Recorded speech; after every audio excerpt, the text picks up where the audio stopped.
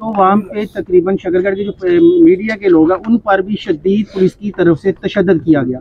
इस हवाले से आप क्या कहती हैं? देखिए, मोड़ सुनेरी पे जब दानियाल साहब को उठाया गया, गैर कानूनी तौर पे उनको उठाया गया, कोई वारंट गिरफ्तारी नहीं था। उनके साथ 4 मीडिया के साथी थे और उन चारों के पास मोबाइल थे और वो फुटेज बना रहे थे। मेरी उनसे बात हुई है, उन्होंने कहा कि हमें सड़क पे लिटा के मारा गया।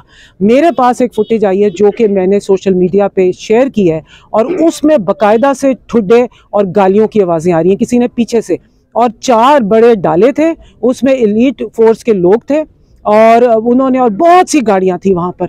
ऐसा लगता था कि कोई टेररिस्ट ग्रुप का सरगने को ये लोग हिरासत में लेने के लिए आए हैं। जिस तरीके से दानियाल को और डीपीओ ने उनको जो है डीएसपी ने उनको काफ़ी धक्के शक्के मारे हैं, तशद्दुद किया है उनके ऊपर, उनकी जो बाजू जो ज़ख्मी है उसको खींचा है उन्होंने, बल्कि तंबीह की है कि मेरी चोटें लगी हुई हैं, मेरा एक्सीडेंट हुआ है। उनको धक्के दे के गाड़ी में बिठाया गया, उनके साथ तशद्दुद किया गया और 4 सहाफ़ियों को जो उनके साथ थे उनके ऊपर बहुत ज़्यादा तशद्दुद किया गया। सड़क पर लिटा लिटा के उनको ठुड्डे मारे गए। किस लिए? इसलिए कि रात के 12 बजे हम यहाँ खड़े हों और अंदर रिजल्ट में धांधली पैदा की जाए। नून लीग का अनवारुल हक बहुत पीछे है और एहसन इकबाल यहाँ से पीपी 54 से बहुत पीछे है। ये सारा का सारा 1 महीने से हम पुलिस गर्दी भुगत रहे हैं।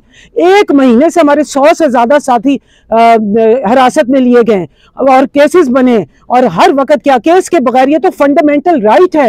इलेक्शन कमीशन को इसके ऊपर देखना चाहिए।